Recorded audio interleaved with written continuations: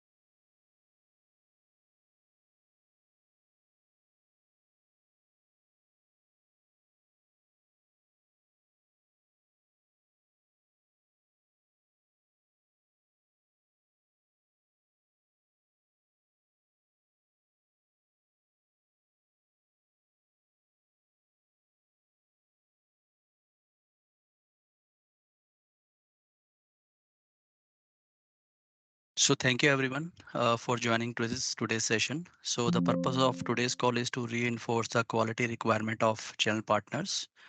And since the agenda is already mentioned on the email that we will be covering the quality in Azure instruction on complete return, and the virtual transfer process. So this session will be conducted by the quality team, especially the Sravasti from quality team will conduct this session. So without a further ado, I'll ask Sugat to start the session, please. Thanks, Neeraj. Let me quickly share my screen. So and one more thing, in case if anybody has any question, please either you can ask at the end of the call or you can drop your message in the chat box. So one of us will reply to you on that question. Yep. Neeraj, can you confirm if my screen is visible? Yeah, it's visible, Sugat. Okay. Thanks, Neeraj. Okay, so hello everyone. Good afternoon. Thanks for joining this call. We will quickly walk you through the quality requirements that we have mentioned in the BSc Quality Annex. Uh, so what you see in the bottom is the BSc quality policy, which says I improve the quality of patient care and all things Boston Scientific. So the quality requirements are a basic set of requirements that we ensure that everyone is following at Boston Scientific, and we expect the same from our channel partners that the storage and handling of medical devices or BSc products is up to the standards set by the Boston Scientific, and that is why these requirements are mentioned in the annex. So I will quickly go through each and every requirement, explaining it. If you have any questions on any of the section, we may discuss it at the end of the session. So these are all the sections of the Quality Annex A. Um, so starting with product storage and transportation, we need to make sure that product remains in original packaging, it remains intact, it is away from any of the damages. And in case of multi-pack products, we need to make sure that we are not opening such multi-pack products and selling those products as single units. Multi-pack products should be sold as multi-pack box only. So this is something related to product packaging. Next is special product storage and transportation. So basically, BSc products, most of the BSc products need to be controlled within a temperature range of 15 to 25 degrees. So please make sure that you are storing these products as per the indications provided on the product packaging. So some product may have special requirements, and these will be detailed on the product packaging as well as on the packing list. So you can find it like this on packing list.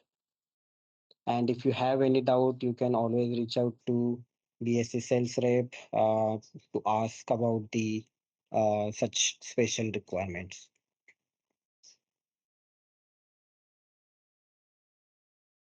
Next is secure, clean, and paste-free environment. So we need to make sure that storage location is secured and restricted to prevent any loss of products or products being stolen. Storage location must be locked, and only authorized person should access those storage locations. Also, distributor should have the pest control process to prevent the damage and contamination of products due to insects, small animal like mice.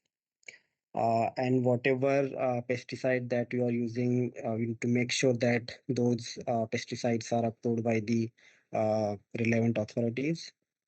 You should have the cleaning process in place where you are storing these medical devices.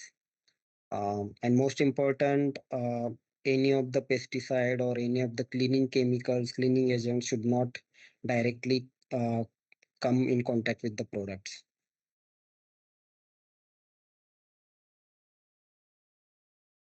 Next is physical and system segregation of inventory. So there should be separate locations at your premises which prevent expired, non-conforming, or potentially biohazard basically the complaint return products or the quarantine products being sent to customer. So such products should be placed in a uh, restricted location, which should restrict the further distribution of such products, non-conforming products. So it is recommended to have dedicated or designated places, location for inbound area, receiving outbound area, and to store the to store the non-conforming or complaint return products. So it is recommended to have such different places to ensure the control on the distribution of products.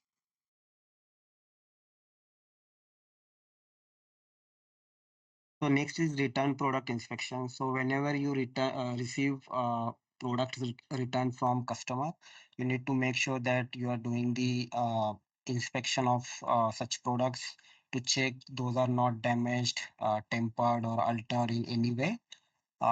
You also need to check if the products are not expired and within the regulatory requirements. If such products are there, you need to move them to quarantine area uh, where you identify the non-compliant products. Otherwise, you may move them to sellable storage locations. So you just need to make sure that whenever such products are returned, you are doing the inspection before restocking them.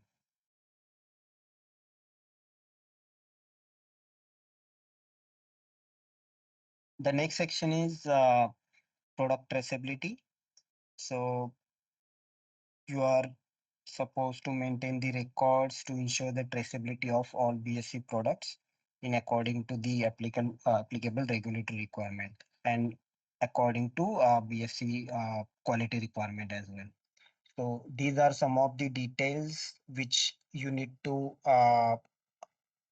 note down or uh, include in your records at a minimum. So in case of any customer details, you need to mention the date, relevant dates, uh, the name of the customer or hospital, address, their contact details. Whenever there is a product involved, you need to make sure the implant date is mentioned, quantity is mentioned, and along with that, most important, the product details like UPN, batch. So in case if the product is serialized, those details also need to be maintained in the records. Distributor shall maintain the current and historical traceability records for CRM programmers and medical equipments as well. So these are some of the examples of traceability records, such as packing list, inventory count records, consignment counts, implant registration form. So this is specifically related to the CRM programmers, invoice or delivery note, return shipping documents like RGA. So these are some of the product traceability records which you are supposed to maintain.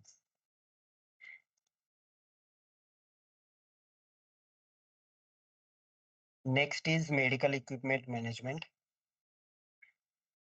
So related to the capital equipment, if there is any installation, servicing, preventive maintenance, testing activities that you are performing, you need to make sure that uh, the person doing these activities is well trained. And if any person is doing such activities, their training records need to be mentioned. So as of now, we are not taking any installation or servicing services from any of the dealers, but in case these services are provided in future, please make sure that these requirements are followed.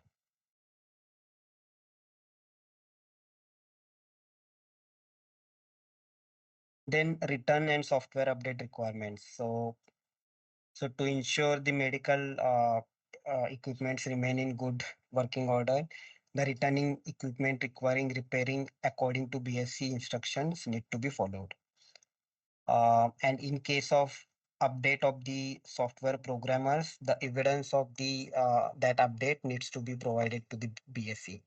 So whenever there is a update required, BSc will provide the instructions to you You need to update the programmer accordingly and provide the evidence of that update to BSc personnel as and when requested. So this is related to the return and update of softwares.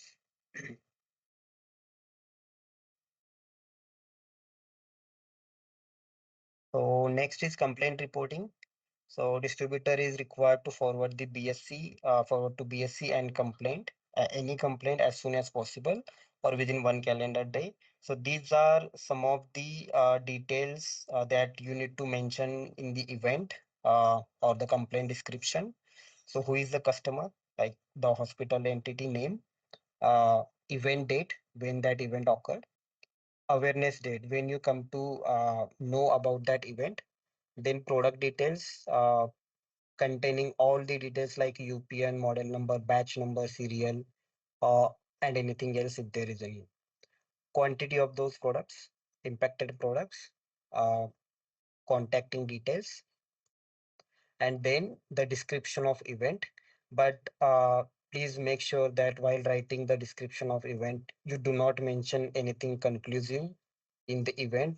The event should only be based on the facts, like what happened, and that need to be provided to the BSc as soon as possible or whenever you come to uh, aware about this complaint or event notification.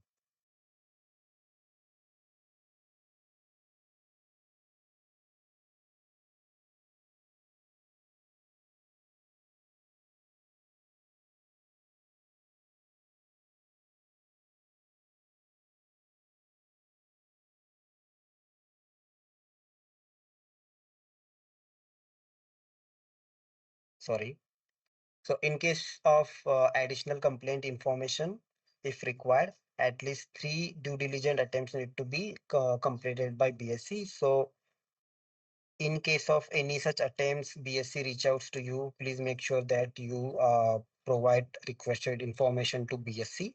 And if there is any information is not available, please provide the justification or reason for not for the information being not available.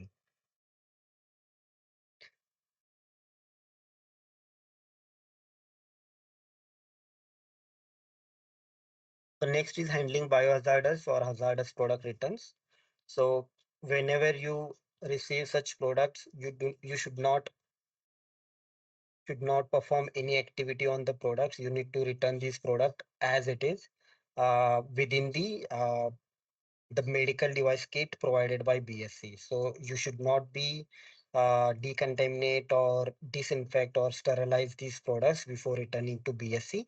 We just need to make sure that you are putting these products in the used medical device kit, which is also called as UMD kit.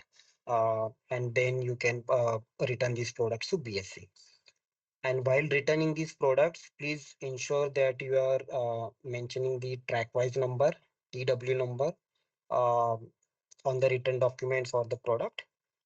In case of any doubt, you may reach out to BSc sales rep for getting this track-wise number. So Parvaz is with me in the call, who takes care of the complaint return product. So Parvaz, if you have anything additional to mention here, please go ahead. Otherwise, Sugit, yeah. not as specific, but please make sure while returning any complaint product, return with a TW number. TW number is important just because of the tracking. If you will return complaint product without any information, so it would be very tough and hard for the BSc also to track why you have returned, and it will also take time and it will get delay in claim approval process. So first thing, ensure like mention the TW number. Second is like you follow the UMD kit process, like return while returning complaint product, return it in UMD kit. So, Okay, thanks. yeah, so that was from my side. You Okay, thanks, Parvaz. So next is vigilance or medical device adverse event reporting, but I'm not going into details because this part is currently handled by BSC and not by the distributors. So I will skip this section. So the next and most important part is recalls and field action. So if there is any notification from BSC that there is a recall or field action, you need to act immediately as per the instruction provided by BSC through the notification, through the official notification, and you need to acknowledge the receipt of these recall or field action notices to BSC. And as per the provided instruction, you need to act upon immediately to complete the recall or field action requirements. So, so the field action or the recall will be applicable uh, to the locations like this, which I mentioned here: distributor warehouses, sub distributor warehouses. If you have any sub distributors, in transit from BSC to distributor, in transit from distributor to sub distributor if there is any sub distributor, and all inventory in control of distributor or sub distributor, and customer locations, consignment location, whether sold, consigned or given. These are also locations which will be impacted by the recall, and product needs to be retrieved from these locations when notified by BSC. So this is regarding the recalls and field action. Next is not for human use. I'm not going into details of this as well, but these are some of the do's and don'ts. So as the name suggests, these products are not meant for use in human body. These are only for a demo purpose or showing it to the physicians. Uh, so please make sure if you are handling any NFHUs, these should have such labels mentioning that it is a not for human use product, and their sterile varage, sterility is broken. So these NFHUs should not be given to customer directly. Um, Also, distributor should not convert any product, any sellable product into NFHU prior approval from BSC.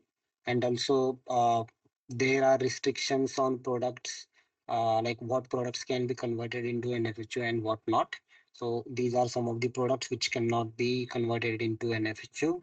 For example, complaint or non-conforming or products under recall, CRM or neuromodulation implantable devices. Like for example, the active implantable devices cannot be converted into NFHU. So these are some of the do's and don'ts. Basically, distributor is not authorized to convert any product at their location into NFHU. So I'm not going into details, but yeah. So these are some of the requirements around the not for human use units.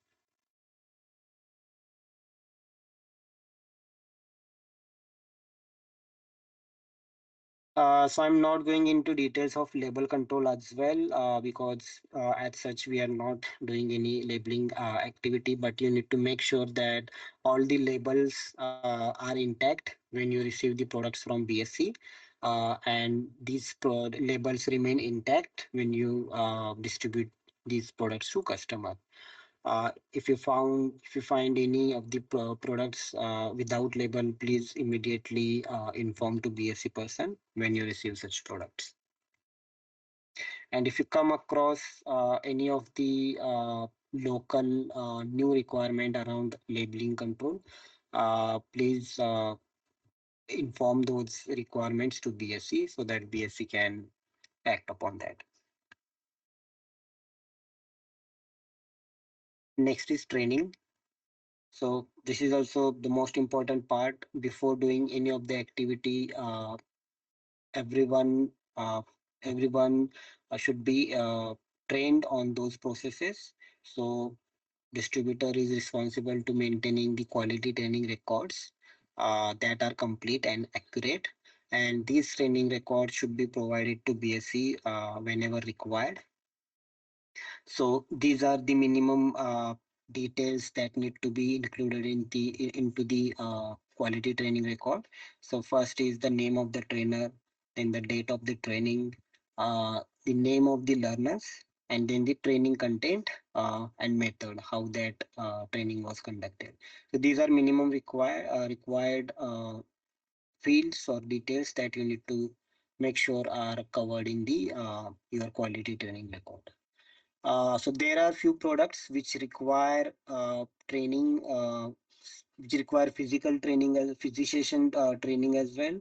So if you are dealing with such products, you need to make sure that you are distributing these products to uh, appropriately trained customer or physician.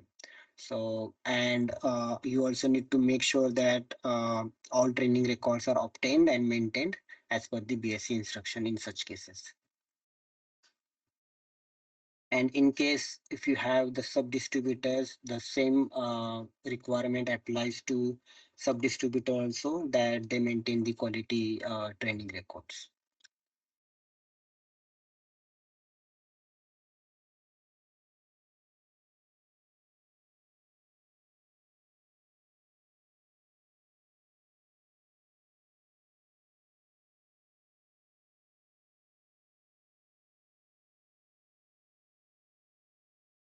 Yeah, hi Sugat. I think you're on mute. Okay, sorry. Yeah. Uh, was I audible in previous slide? Yes, yes, yes. Now you can Okay. start, right? Right. Okay. Yeah.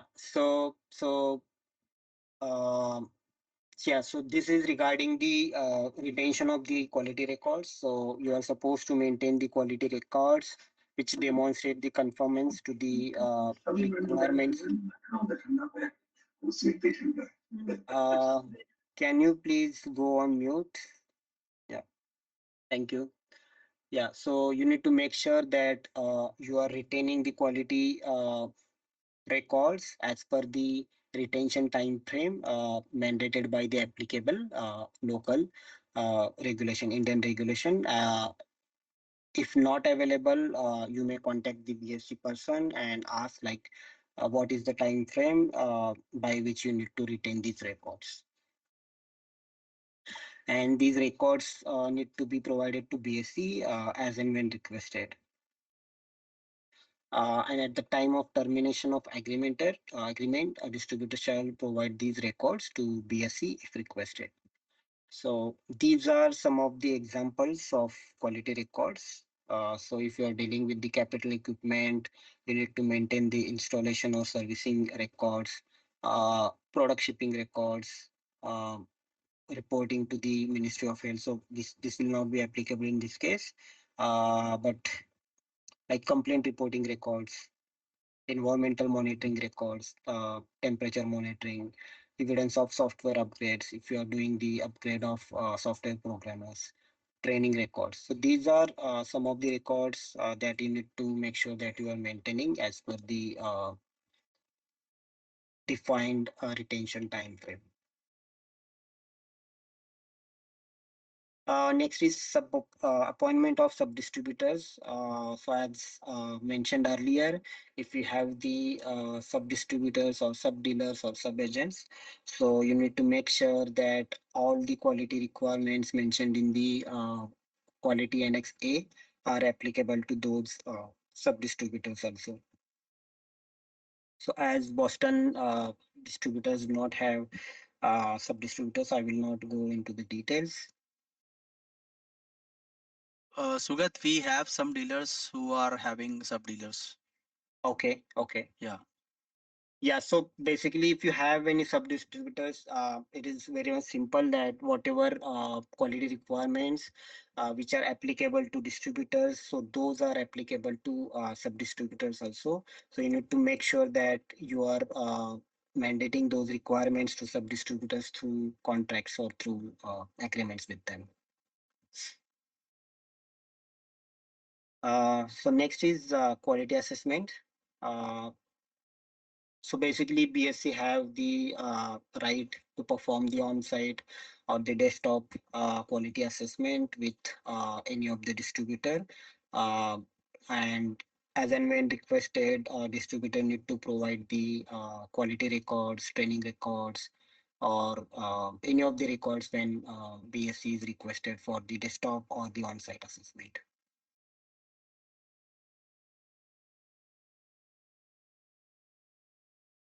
So now I will move to the virtual transfer process. So we have finished the quality annex part. Uh, so I have few slides left for on the virtual transfer process. We will go through it and then maybe we can take the questions if there are any. Uh, so most of you are aware about this virtual transfer process. So a transaction which is performed in SAP to receive the products into BSC warehouse and then send these products to another location. That is what we call the virtual transaction. So if there is a need to send the products from distributor A to distributor B, uh, so instead of sending those products physically to warehouse, we perform this virtual transaction to receive these products into warehouse and then transact them to the another dealer. So this is what we do in the virtual transfer. So the process start with the requester, which is basically the BSc sales rep, who initiate the virtual transfer request by providing the justification for what reason these products are being transferred. Based on that, approvals will approve or reject this request. Once approved, a requester will receive this request again to do the visual inspection at the distributor location. If the products are in sellable condition, they will move forward. Otherwise, they will return those products to warehouse. So once the request move forwards, customer care will process this request. They will uh, check the credit claim raised by distributor A and the PO raised by distributor B. If all the things are matching with the request details, they will proceed further. Then the request will go to warehouse team. Warehouse team will check if there is any product block set up on the products or not. If everything is okay, there is no product block, they will give the green signal, and once this process is completed, then only the physical transfer of product should happen from distributor A to distributor B. And once this transfer is completed, a requester will do the visual inspection at distributor B location and then close the request. So this is how the entire process flows through system. So there are some key watchouts that you need to make sure are being followed. So the credit claim by distributor A and PO by distributor B should match with the product details mentioned in the VT request. So if the details in all three documents are matching, then only the request will be approved by the BSC approvers. So you need to also, so basically it is for BSc sales rep that they need to perform this inspection and make sure that products are in sellable condition. So if there are any damaged products, you can keep them aside or inform the sales rep, and these will not be transferred through the this process. These need to be returned to warehouse. So the next and most important step is the physical transfer must be done after the virtual transfer is completed in the system. So once the request is approved, it is processed by customer care team and verified by warehouse team. Then only the physical transfer of this product should happen. So you can always reach out to sales rep to check if the phase 2 of the virtual transfer is completed or not. So once it is completed, then only you need to transfer these products to the next location. If there are any non-conforming products, they need to be returned to warehouse within 48 hours. And these non-conforming products could be expired, under QN, damaged, or products that failed the visual inspection, or the products under field action. So these products need not to be processed through virtual transfer and need to be returned to warehouse. Uh, so this is a rare case, but it can happen that virtual transfer is completed, but the physical transfer is pending. So once the virtual transaction is completed and physical transfer is not completed, the system traceability will be lost because product will show in the system that it is at customer B, but actually that product will be at customer A. So to avoid that situation, once the virtual transaction is completed, physical transfer also needs to be completed immediately. But again, just to highlight again, we have seen some of the cases where physical transfer was made before the virtual transfer. So there could be some criticality around it because if the products are found under any of the QN, those products could not be sent to distributor B in system, in BSC system. But physically, those products are already received by the customer B, which will create the problems in critical problems in BSC system. So that's why it is important that this transfer is happening only after the virtual transfer is completed. And in case any of the products are found under block during this transaction, those products need to be returned to warehouse.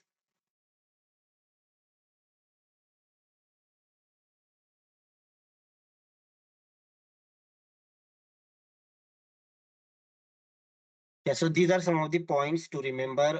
So these are the same points that I mentioned earlier. One credit claim, one VT request, one PO. So all these detail in all these documents should match. Then only the virtual transfer will be processed. While so this is for the sales rep. So I will skip this. Basically, they need to mention the date in this format. Otherwise, tool will show some errors. Uh, Always return the non-conforming products to warehouse within 48 hours. And as highlighted earlier, the physical transfer of the products should be completed only after the virtual transfer is completed.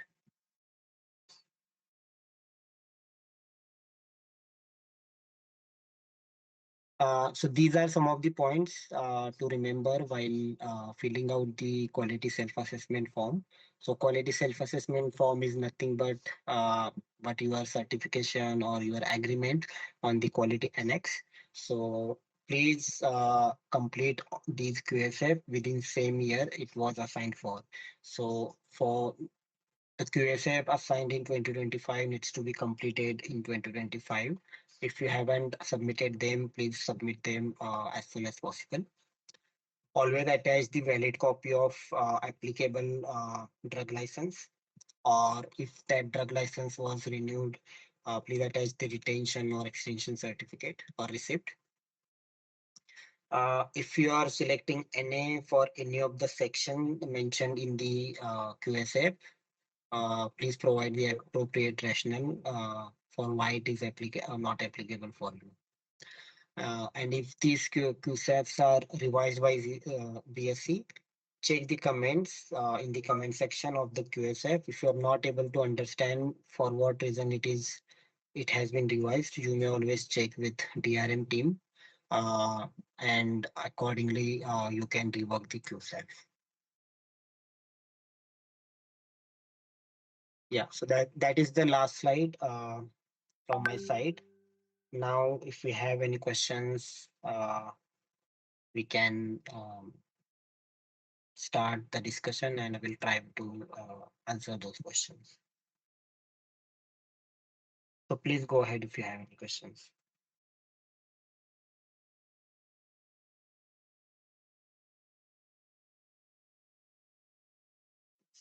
Hello, Yes. I'm Asaf Doshi from Siddhi Biomedical. Hi. Yeah. Hi. I just wanted to know what is the coordination procedure between the warehouse and credit not claim processing team, because that is always happen when we raise the claim after 3, 4, or 5 days we received an email goods awaited, which we have already sent with the AWB number and courier company. And many times it has happened, even after a month, we are getting the same kind of email, then we are sending POD. And because of that, our credit notes many times stuck up for more than 4 and 5 months. So value of my money and value of BSCI money are always same. Um, Thanks for the question, Saf. But I think the question is related to the credit note, and the claim team is not in this Now, call. that So is the again biggest issue with the BSCI. When we ask some question, they said this is not concerned connected to our department, and unfortunately, we are suffering. Neeraj, do we have any contact which we can provide to Asaf so that this query gets No, answered? contact list has already been provided, Sugat, and Mhm. yes, Mr. Because Ashok but has we are correctly not mentioned. getting proper reply. We are not getting proper reply even after sending S- 4 5 times So Ashok PO. ji, We are yeah, not Ashok ji, getting let reply. yeah, I understand your point, and in fact, last month I would not say last month, in April itself we had conducted a session on claim settlement process, but I think nobody has joined from your firm. So what I'll Yes, do, I'll ask. Just that is allow me a minute, sir, okay. allow me a minute. You can go ahead. I'll ask the concerned team to get in touch with you by tomorrow, today or maximum by tomorrow, and they will address your concern. Fine. Thank you so much. I hope so that will help me to solve the issues. Yeah, Okay. Thank you, Neeraj. thank you. Thanks, Neeraj.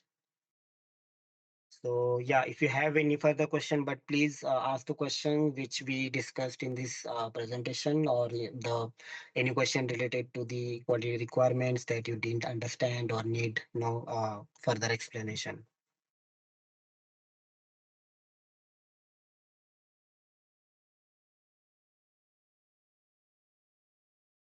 So if it no more questions, I would say thanks to everyone and thanks to Sugat, you as well, and for conducting this very informative and useful session. And I believe the shared information will be valuable in their day-to-day operations. The important points like designated